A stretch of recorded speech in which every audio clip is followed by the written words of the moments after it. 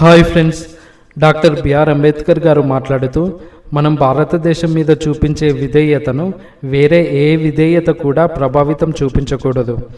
అది మతం మీద చూపించే విధేయత అయినా, ప్రాంతం మీద చూపించే విధేయత అయినా మనం మొదట భారతీయులుగా ఉండాలి. ఆ తర్వాతే మనం హిందువులుగా, ముస్లింలుగా, క్రైస్తవులుగా ఉండాలి. మనం దేశం మీద ప్రేమ చూపించడం వేరు, మతం మీద ప్రేమ చూపించడం వేరు. జాతీయవాదం వేరు, మతవాదం వేరు.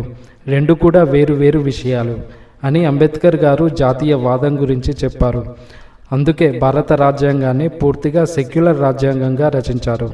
మన దేశంలో అన్ని మతాలకు కూడా సమాన స్వేచ్ఛ ఉంటుంది. కానీ మతాలు రాజకీయ పార్టీలకు, ప్రభుత్వాలకు దూరంగా ఉండాలి. ఏ రాజకీయ పార్టీ అయినా సరే, ఏ ప్రభుత్వం అయినా సరే మతాలకు, మత రాజకీయాలకు దూరంగా ఉండాలి. కానీ కొన్ని రాజకీయ పార్టీలు అధికారంలోకి రావడానికి మతాన్ని వాడుకుంటాయి. ఒక మతం ప్రమాదంలో పడిపోయిందని చెప్పి ఆ మతాన్ని కాపాడవలసిన అవసరం ఉంది అని చెప్పి ఆ మతాన్ని కాపాడుతాము అని చెప్పి మతాన్ని వాడుకుంటాయి. ఇక్కడ రాజకీయ పార్టీని మతాలు వాడుకోవట్లేదు, మతాన్ని రాజకీయ పార్టీలు వాడుకుంటున్నాయి. మతం ప్రమాదంలో పడిపోయిందని చెప్పి ఆ మతాన్ని కాపాడాలి అని చెప్పి ప్రజలను మతం మత్తులో ముంచి ఆ ప్రజలను, ఆ మతాన్ని రాజకీయ పార్టీలు వాడుకుంటాయి. మతాన్ని రాజకీయాలకు వాడుకొని మతానికి, దేశానికి ముడివేస్తాయి ఈ రాజకీయ పార్టీలు. అప్పుడు మతం, దేశం రెండు కూడా ఒకటే అయిపోతాయి. మతాన్ని విమర్శిస్తే దేశాన్ని విమర్శించినట్టే అని ప్రజలను నమ్మిస్తాయి ఈ మత రాజకీయ పార్టీలు. ఈ మత రాజకీయ పార్టీని విమర్శిస్తే దేశాన్ని విమర్శించినట్టే అని ప్రజలను నమ్మిస్తుంది ఈ మత రాజకీయ పార్టీ.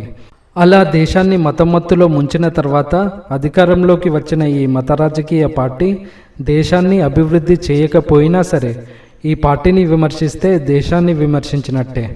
దేశాన్ని నిరుద్యోగంలోకి ముంచినా సరే ప్రభుత్వాన్ని విమర్శిస్తే దేశాన్ని విమర్శించినట్టే. దేశ ప్రజల డబ్బును లాక్కొని పెద్ద పెద్ద బడా వ్యాపారవేత్తలకు దోచిపెట్టినా సరే ప్రభుత్వాన్ని విమర్శిస్తే దేశాన్ని విమర్శించినట్టే. దేశంలో ఉగ్రవాద దాడులు జరిగి భారతీయులు మరణిస్తే అందులో ప్రభుత్వ వైఫల్యం ఉంటే ప్రభుత్వంని ప్రశ్నించినా సరే దేశాన్ని విమర్శించినట్టే. దేశంలో మత రాజకీయాలు చేసి దేశ సమైక్యతను దెబ్బతీస్తున్న ప్రభుత్వాన్ని ప్రశ్నించినా సరే దేశాన్ని విమర్శించినట్టే. అలా మత రాజకీయాలు చేసే ప్రభుత్వాన్ని ప్రశ్నించే ప్రజలు, జర్నలిస్టులు అందరూ కూడా దేశద్రోహులే. దేశ సమైక్యతను, సమగ్రతను, భారత సెక్యులర్ రాజ్యాంగాన్ని దెబ్బతీస్తున్న మతమత్తులో ఉన్న ఈ మత ఉన్మాదులు మాత్రం ఈ దేశభక్తులు. సొంత మతంలో ఉండి సెక్యులరిజాన్ని పాటించే వారందరూ కూడా ఈ దేశద్రోహులే. ఇప్పుడు చెప్పండి, భారత రాజ్యాంగం ప్రకారం దేశ సమైక్యత కోసం, దేశ సమగ్రత కోసం, దేశ అభివృద్ధి కోసం ప్రభుత్వాన్ని ప్రశ్నించే ప్రజలు ఈ దేశద్రోహులా? దేశ అభివృద్ధి కోసం ప్రభుత్వంని విమర్శించే జర్నలిస్టులు ఈ దేశద్రోహులా? లేక మతమత్తులో మునిగిపోయి ప్రభుత్వాన్ని, మతానికి, దేశానికి ముడిపెట్టి మత రాజకీయాలు చేస్తూ ఈ దేశాన్ని నాశనం చేయడానికి ప్రయత్నం చేస్తున్న ఈ సనాతన మత ఉన్మాదులు ఈ దేశద్రోహులా?